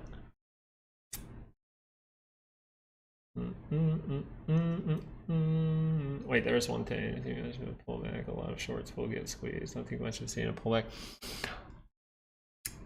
The only reason I'm talking about potential pullback is because we're still seeing the dollar gain a little bit of ground, and you're seeing the 10-year possibility to retrace here, I think, from the downward move. But I'm just going to straight up be like, you know, if this thing would flush all the way down to these levels, then yeah, you're probably crashing at that point. Like that, like to give up this bullishness would be insane. But I think you're more so looking to catch the bounces. Catch. Right? And it's the people who were late, not trusting signals and waiting for the data, and that's fine, right? Not having a plan for the day, just wanting to go into it blind. That's fine. They're all going to be waiting to see what happens next. Right? It's the people who are impatient who are going to try to short here, and then or it's the people who are impatient who are going to short here. That's probably the better way to say it. Thank you, short price. Really appreciate it. No, that's okay, HQ. We got it. I kind of thought that's what you were saying. You're good. Dropped to like 510 as a bottom. When you're looking at the Qs, still just paying attention to 510, probably 511. If you're going to go lower, you'd look for 507, somewhere right before this gap or at the gap fill. But like, am I going to take some short on this? If I'm trying to short this move right now, that I just don't see any reason to, except for you're at a daily expected move. And that's one reason. How many do I need to take a trade? 3. How many do I need to take a very confident trade? 5. Right, we talk about 3 to 5 reasons in the course, right? HQ shouting out the course. Thank you for doing that. Guys, the course is still on sale, by the way, the 90% discount. You can get it for $100, the same course HQ did. Hey, no, I'm not talking badly about you, Greg. You have your way of doing things, and it works. It seems like you're talking a lot. It seems like it works. Keep doing what you do, right? Trust your fibs then. That's great. No, that's great, Computer Death, and we like that as well, right? If you're sticking around, you just want to learn over a longer period of time, try to piece things together, that's perfectly fine. Weekly tip the waiter that take the place. It can for this week. You could check it out, Richard. There's some stuff in there that might help you out. If you've liked how we've done things on the channel so far, you could check it out. Let me know what you think.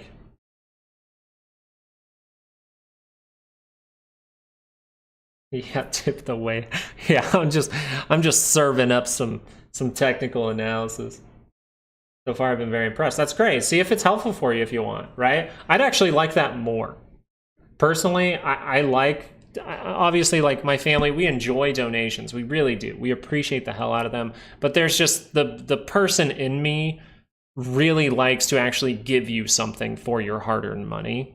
Okay, so even this one time, you can go back to donating $100, tip the waiter every single week, but maybe this week you want to try out that course and see it over the weekend and see if there's just a few things that kind of connect the dots for you a little bit better, right? My ultimate goal here is to try to get you to do better behavior in taking trades and things like that. Is to try to show you some things to make you better, and an easy way to do that is the course. So even if that means you can't do your donation this week, hey, that's perfectly fine. I would rather give you something that could be beneficial, you know, even though you find the channel beneficial and that's why you're tipping. I think that's fantastic. But hey, if there's something helpful for you, if you have a 1% chance to get better, wouldn't I would take that for $100. If I could get 1% better, I'd probably take that. I'm here to chew bubblegum and make bad decisions. Dude, Willow always brings us back down to bro basics.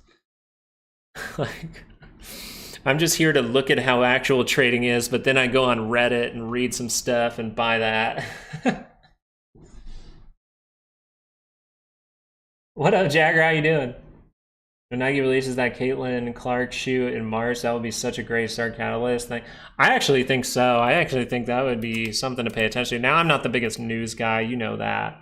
You know that at this point, right? Short Fridays. But I'm a good signals guy, and this is a great signal. Yeah, it's giving it up for the time being, but that's on the 30-minute chart. We got to see if 2 hours are up there. Yeah, you could still turn down on that. We're not breaking through key levels. This could still have some more recovery time, but as far as maybe like potential investment time goes, you might be looking at this and going, this is at least interesting.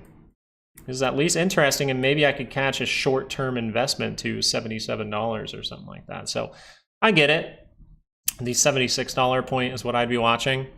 I don't think you have the best structure on the 2 hour. You have a serious divergence there, rejection divergence on the 2 hour. So maybe it's time to pay attention, right? And then you can, the thing is too, and I say this a lot, and I don't think people take it into consideration enough.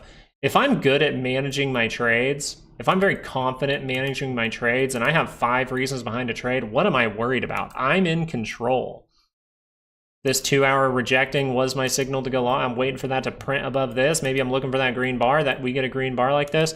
And then the 30-minute rolls down. What am I doing? I'm staying in control in case we need to make this another point lower. Or maybe we just crash through the floor. So yeah, once you start to really be like, I'm in control, you're just going to be crazy, right? I was in control of this the whole time throughout my trade, and that's awesome. Happened quickly to the upside too, so it's great. I'm on the Apple call. Yeah, Apple looks like, you know, starting to see that positivity finally come in. That's great. 2 hour confirming up. The only thing you have to be aware of for Apple. Only thing you have to be aware of for Apple. The 2 hour is just now crossing up. What is the positioning of that 2 hour? We can still see a good move and still break down. So just be aware that that can happen. It doesn't mean it has to. But if Apple really wants to see a very bullish move, I think you got to get to 246.65, this area up here. And then you got to see that structure built. That's what I think. Unless you just see an ultimate squeeze, hey, you're going to see a daily confirm up. That's just a daily swing trade there. Hey, Short Fridays, thank you for the $10. Let's read here. 90% oh God, this is great. 99% of humans have 2 feet. Nike is not going out of business. You know what? I like facts, and that's straight facts. $175 a year ago and $71 now seems like a great starting price to me. The only thing I would watch out for Nike, the only thing I would say is possible tariffs. They will go through a confusing period here. But if the signals look good, we like signals better. But that's just something to keep in your mind. All right, that's it. I told you, A's looking at Intel now and going, it kind of looks good. So not like Kodak that can be phased out. You're dude, just spitting facts. That's facts, facts, facts. Thank you for the $10, first of all. But second of all, the only thing I'd be worried about with Nike are how tariffs affect it. Because I'm pretty sure that Nike seriously uses like sweatshops. So just keep it in mind. But if the signal is good, we follow the signal first. Price action comes first, right? Signals, price action. That's the most important thing. Are people willing to risk money even with the tariffs in their mind? Because if enough people have that mentality, then the stock will go up. INTC, I've been saying it for days. Well, now we're looking at it, and I wish I was looking at it sooner. It looks good. Freezing at the ranch in Texas right now. Hey, thanks for shouting out the course there, Loma, or Bernie on Loma's account. But hope the ranch in Texas is treating you well. Hopefully it's warmer than where it is here. I want to thank you. You got me started on my investment journey. I've used education from you and other traders to get my portfolio up 130%. It's going to be a wild year. Yeah, Jagger, and something that you could take into consideration is don't think that this year has to be like last year. Remember, confusion. C for confusion is the word for this year. I think you are going to see more rip around kind of behavior like this at periods throughout the year, which is exciting for me because that's 1, that's 2, that's 3 trade setups in a matter of, what is this? How long is this? Let's see from this date right here. In a matter of less than a month, I've gotten 3 fantastic trades, and I love it.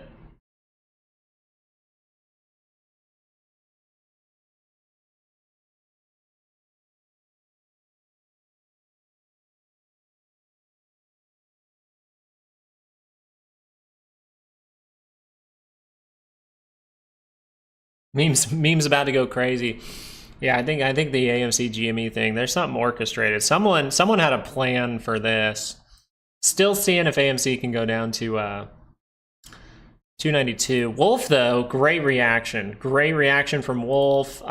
This one here though, very deep on the 2 hour, so I'm not over excited about it. Mara is more one that I'm more excited about. I think Mara could see some good things as long as Bitcoin remains good. Hey, Bienek? I hope I'm saying that right, but thank you so much for the 10 PLN. PLJSW, short util, 98% market cap, cash debt.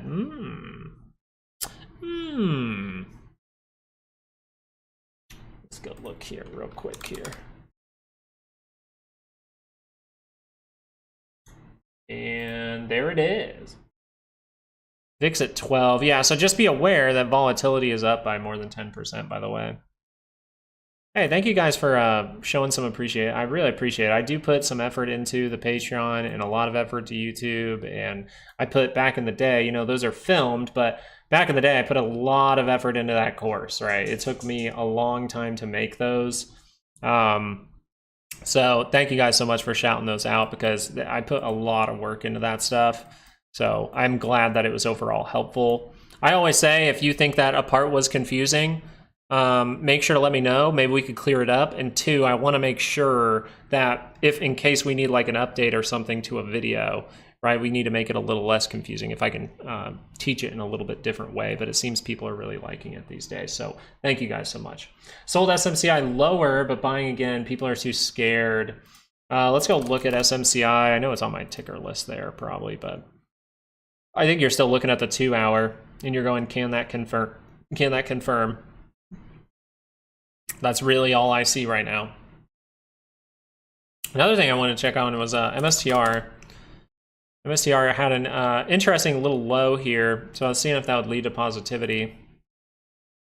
Nice 30-minute never cross back down. Very flat divergence there. Nothing really on your MACD, but seeing some positivity. I was wondering if that actually gave the setup. And the only stock at 0% right now on our list is AMC. Amazon starting to see that resistance. Yeah, let's go check on Amazon. I'm down to check on that. Yeah, this is it. I mean, this is a serious level as well. I mean, it's pretty much this whole block you could consider a breakdown area. So I'm wondering if we get something brief, some kind of retest here of like 220.65. That wouldn't really convince me to sell anything at this point. 15-minute, relatively, if that crosses, that might be a little bit worrisome for Amazon. It might just mean, hey, this might trend down, fill this gap, and then I can see what happens. But just in case something bad happens, I might be managing there. I made good money today, but not yet. I haven't looked at Pepsi in a while. I'm down to look at it, even though I'm not the biggest drinker of Pepsi. The 30-minute's going to be showing something here. Wanted to go higher. I'm kind of worried that this second move here is lackluster, and it's trying to briefly show you some weakness in momentum in some way. You do have one signal here suggesting that maybe, just maybe, I don't know if this 2 hour is going to be able to turn down from it, but it is saying like the hourly could turn down. Maybe we end up doing this. Maybe we end up doing this. But yeah, I am seeing some potential for a downside move, at least from the short time frames. 30-minute though, you don't see it on the RSI. You don't see it on the MACD. So this could just be but it is a confirmation down by the center line. So this is one that would worry me a little bit. You can kind of sense from my voice, I'm like, ugh. Once I start to go, I don't know about this one. It's starting to look a little That's when things get a little sketchy, right? So there might be more going on here. This might not be the best base is overall what I'm getting at here. So I would say, like, if this can hold up here and break through this level, I'd feel pretty happy about it. But as of right now, if this low is lost, you might be retesting down here. So it's just a little scary for it.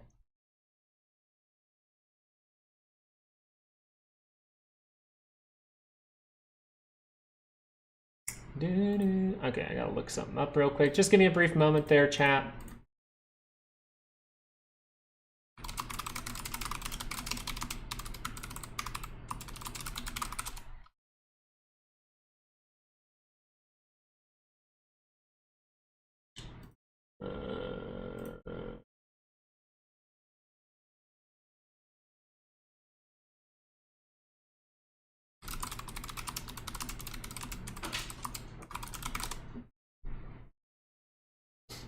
Okay.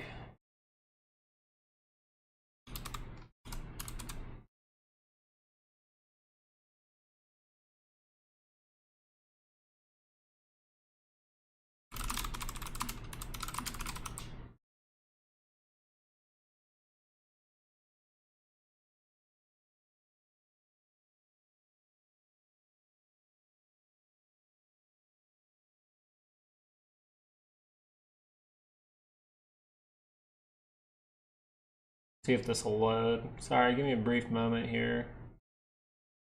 No, it won't load.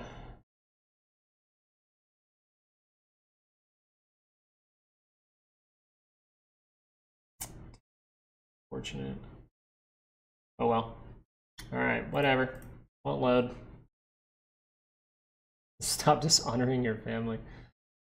Dollar's moving higher fast. Okay, so the dollar's starting to move up. Okay, so now as we reach the weekly, daily, or the daily expected move, my apologies, the daily expected move, we start to see people going into cash a little bit here. Not the best sign. Not the best sign. So this is where we pay attention to the risk. The risk is the 30-minute actually crosses here. That happens, I'm a little bit worried. If that's a blip, okay. But more so just want to be paying attention. Actually, the SPY is going to be better for this. It just has a better level. 584.50 still the good level to pay attention to. If we can hold up there, that'd be good. We're looking for the retest of the 5. If that retest fails, hey, Greg might be right. We might be pointing directly toward 5% for the yields, and that might be bad for the market, right? But like he said, the Fed might be able to use this current data to say, oh, we don't see a reason to raise rates or even pump. We could still cut, right? And then that would probably make people, bullish later on. We'll see. $4.99 from Jagger. Thank you so much. Let's go look at this for you. RKT. Let's go look at Rocket Companies. Okay, as Rocket Companies comes up here, first of all, there's a big move for the 30-minute. A big move. The only move you've seen higher than that in the past was right here.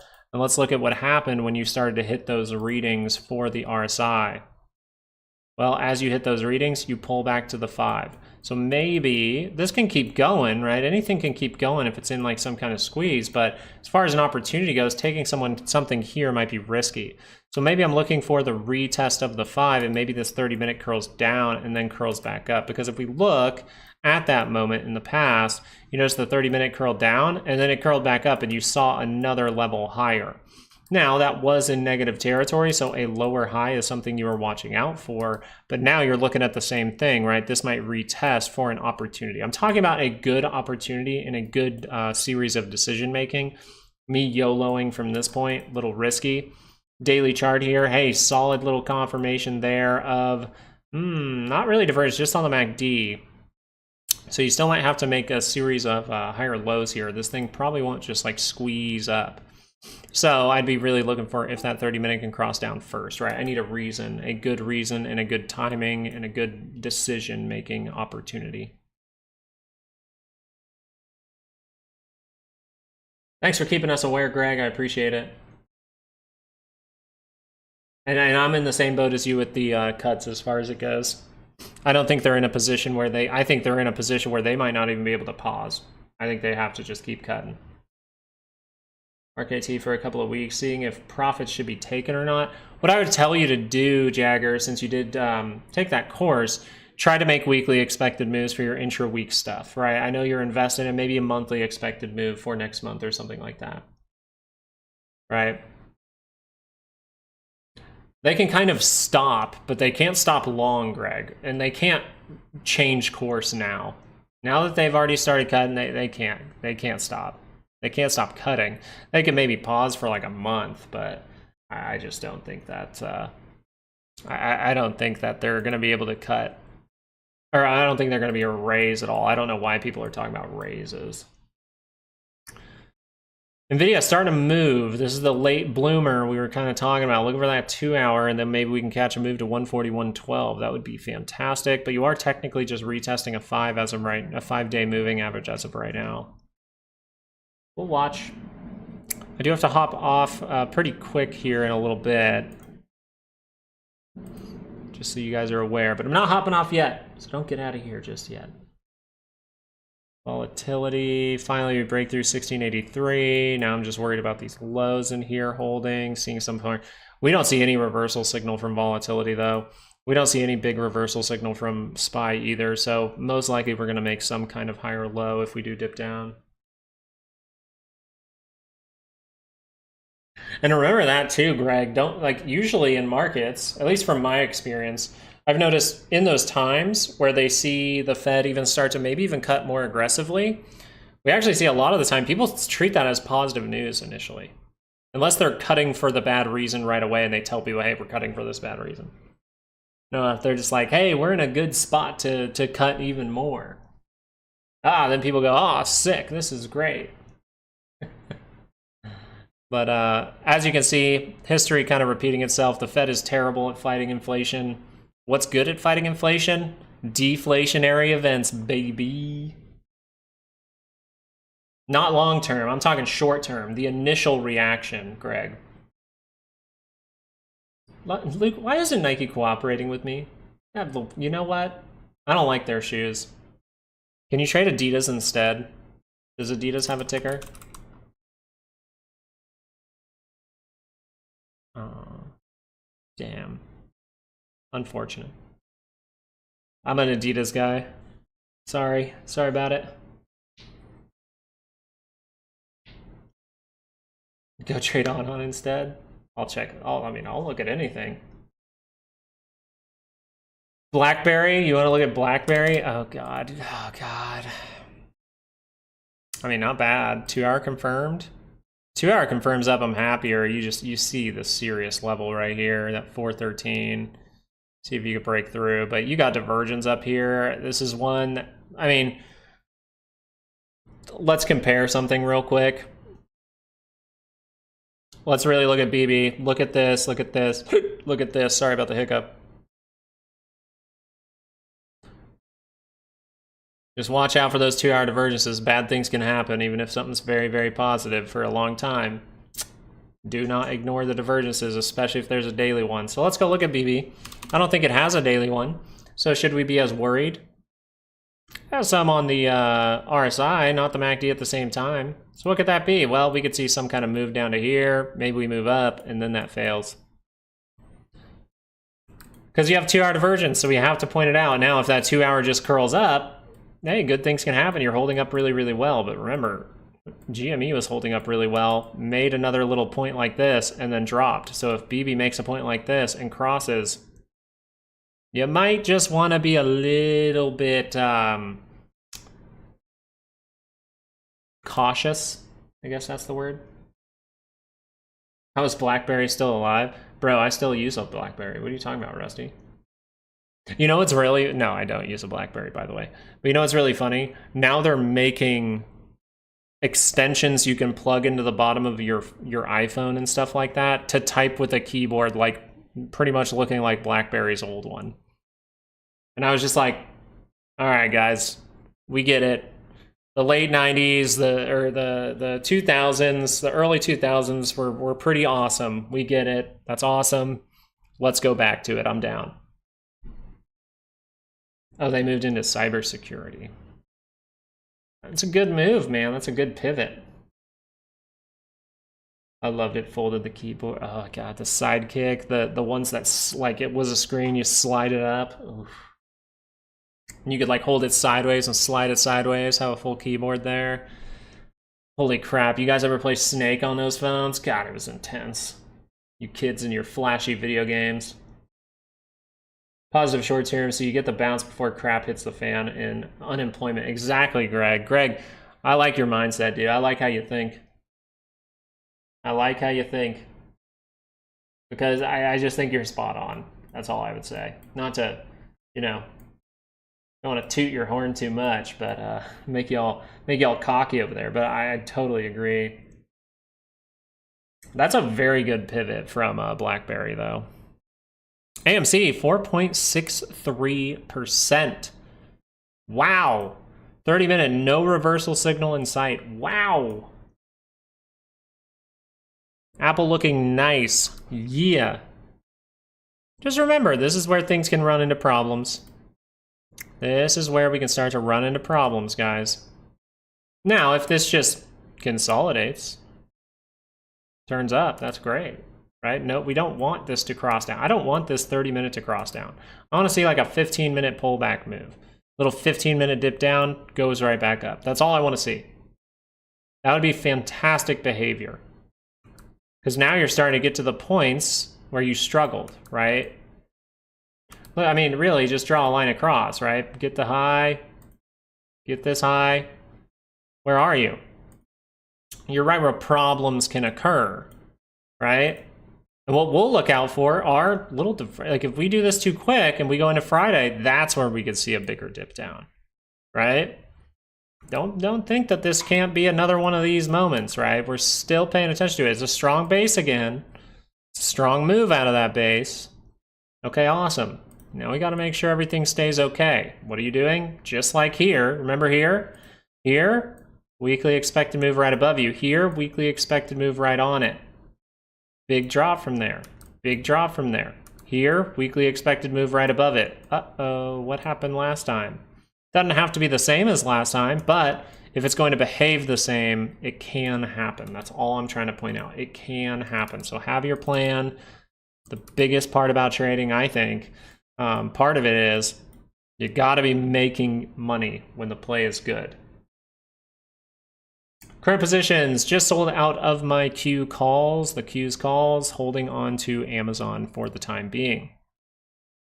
I don't really want this 15-minute to cross down for Amazon, though. I want to see an extension here.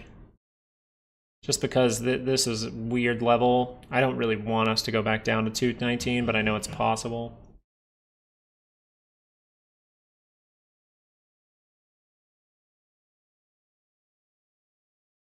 Greg, I think you should start a Fibs channel. Use Fibs only. I would watch it. I genuinely would watch it. Because you've probably noticed, I use Fibs time to time just to point out little areas, but it's not something that I watch like aggressively. So I'd love to see it. I'm down. QUBT. All right, I randomly saw this in the chat. The quantum computing here. First of all, great move. Bunch of little divergences down here on the 15. Diverges on the 30-minute, right? See if it was on the RSI. It was there on the RSI. So what does that mean? Probably going to see a 2-hour curl up. 2-hour curled up. Great move. Go directly into the resistance up towards this level, right? Where that gap resistance starts to kick in. Uh-oh, problems. 30-minute rolls down, still a bad thing. 15-minute pulls back and turns back up. Not the worst thing. I'm new, but I'm good. But I'm a good student. Hey, that's like half the battle right there. You know, back when I was a soccer player, before I thought I was the shit back in high school or something like that, I was not a good learner. I was not a coachable player. Half of the reason that I became a lot better was because I started to shut up and just be like, hey, let me actually try to take something away from this. Let me actually turn into a good student. So I think that's a good thing. That's a good trait. AMC. 6%, just rocking it. What's GME doing? GME stalling out. So these are just some positive move here, actually. Pretty, not positive, but pretty good bullishness coming in there. Some big orders probably. But notice that it wasn't until the divergence where you saw that actually rip from 393 up to 440. So what I'm looking for here is we're still below the 5. This is another breakdown area. You can see it pretty clearly with the little block in here, the little flag. So this is right where I'm worried. We go like that, then we go like this, and then people say, oh, this thing's dead. But then it goes down to like 292, and I'm like, all right, well, I'm kind of, as far as it goes, maybe today's profit is a way to scale into some more AMC, and if that goes down to 292, I can just close my eyes and hit the buy button. That's something I'm thinking about doing at 292. God bless this space. Appreciate it, No Boost. Can you look at the NASDAQ and tell us what you think? I mean, we can still just look at the Qs, but if you want to look at like NDX, we can. It's going to be very similar, same type of structure. Now, for the NDX, you technically don't have the weekly and daily expected move. You would want to be doing your analysis on the Qs, but the good part is you have a block here that you can see as very obvious. So that's great. You just want to pay attention to the obvious areas. That's one of them. This is another one. Next one's probably all the way up here, if not the breakdown in here, right at this level. So what I'd be watching here is, can we break through this? Right now, that's a great move. So backing off from that move would be great. Scooping up to this level, pulling back, then turning up would be fantastic, actually. So that's what I would say. But we just use the levels from the Qs. So what do you think the NDX is running into right now? Probably some resistance. Hood, I did see Hood. People were talking about this. I couldn't tell why they were talking a big amount about this. It was like something with the CEO or something like that. I don't know what was being talked about, man. I couldn't find anything. Like maybe someone's got something for me. One thing I would notice is just look at the RSI, okay, and then look at the 2-hour chart. Not the best looks as far as like, oh, I want to get in right now. No, I'm like, hey, this could be forming a 2-hour divergence. This could be forming a 30-minute divergence. So this might help me out. This might help me out for Hood. I might see a retest. Where would I retest? Well, that looks pretty important. If you want to go lower, gap fill down towards the 5. I would just like to see this pull down, retest these levels, and then curl up. That would allow this 30-minute maybe to curl down to the center line and then curl up, right? It's about taking the opportunity when the opportunity is actually there. This would be chasing, I think, at this point. This is when we just broke out. Everyone's all happy. And then they go, oh yeah, I'm going to go long. And then it dips down like this. And then once it gets to here, they go, oh crap, we're giving it all up. I'm out of this thing. And then it starts to turn back around. Right? So we're just watching. We're going, yeah, we know the risk here. Sorry, old man was barking a little bit. That was it. Hood got fined 45 million. That was it, but probably made millions. Yeah, whatever the amount they got fined. Usually, you can times that by about 100, and that's probably how much money they made to receive that fine.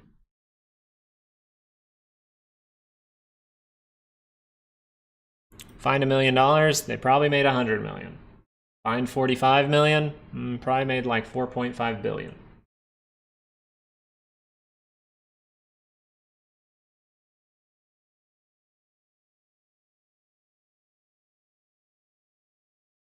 It's a clue for earning. Yeah, they're giving you little hints. All right, guys, but we're out of daily expected move. I'm sorry to do this, but I do have to hop off as of now. I think Apple does have room. I mean, obviously, we're at key levels for the SPY and the Q, so we should, at this point, be open to pullbacks across the board. You should be open to pullbacks across the board in some way. Now, if the 30 minutes starts to cross here, to the downside, I'd say that's more worrisome. You do have some things going on behind here, saying that the dollar is starting to scale back up. You're seeing the 10-year start to scale back up. So these are things you want to be aware of, and notice that as we get to a key level, that's when usually people start to make some bullish bets at the exact wrong time. We understand that this is building up to this level, and it might want to back off briefly to test something like 510 to 511 before turning to the upside again. And then from this area, we're going to look for divergence in case we get a big 2-hour pullback or something like that. But maybe we just end up breaking through, so we'll be paying attention. So thank you guys so much for watching today. I really do appreciate it. Thank you guys for always liking and subscribing and doing all that good stuff on the videos. It helps us see more retail people, and that's just the goal of this channel, is to just be helpful. So hopefully you were able to benefit from some of the stuff we were talking about over the last few weeks, honestly, because we've seen some very great setups, and then those setups keep failing as we hit weekly expected moves. So maybe read into that a little bit as we hit weekly expected moves. Doesn't mean I can't leave runners, but I might want to at least take a little bit of profit. So that's what I was doing today. So thank you guys so much for joining today. I hope you guys have a great rest of your day trading out there. And if I see anything interesting, we'll be posting that to Patreon. Appreciate you guys. Thank you guys for shouting out the course a bunch. You guys are awesome. If you're looking to learn or anything like that, you want to give it a chance, hey, now's the time to do it. $100, full technical analysis down there. The first course is down there in the description. Super, super good. Patreon, obviously a good thing going into Friday expiration. If you do have a Friday expiration, Patreon, something you might want to give a try for Friday. Thank you guys so much. Have a great day. Peace out.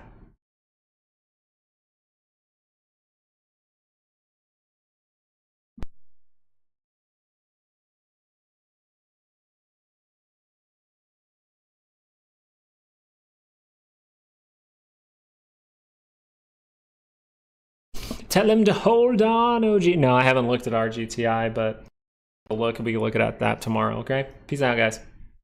Later, Doug. Later, Isaac. Oh, Isaac, for the SPY, here, I'll give you some levels to pay attention to, but everything we were already talking about already played out. Now we're just seeing if this thing can pull back a little bit for us. All right, peace.